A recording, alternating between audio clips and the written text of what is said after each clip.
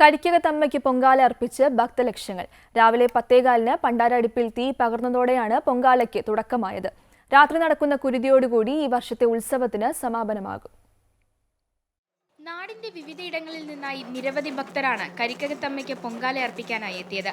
രാവിലെ 10:15 പണ്ടാരടുപ്പിൽ തീ പകർന്നതോടെ പൊങ്കാലയ്ക്ക് തുടക്കം.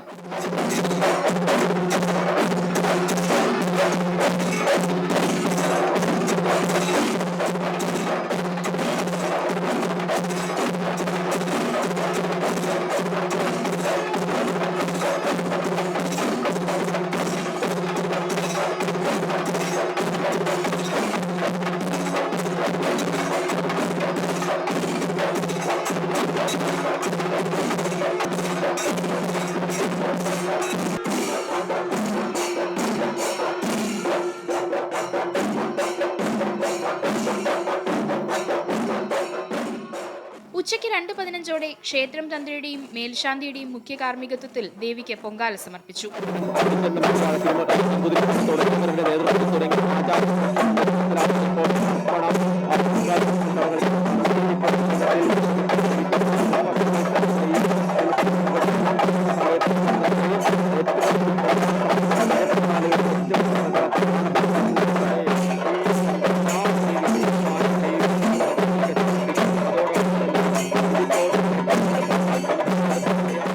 ശ്രീചാമുണ്ഡി, രക്തചാമുണ്ഡി, ബാലചാമുണ്ഡി ഇങ്ങനെ 3 ഭാവത്തിൽ ദേവി കുടികൊള്ളുന്ന ക്ഷേത്രമാണ് കരിക്കകം ശ്രീചാമുണ്ഡി ക്ഷേത്രം.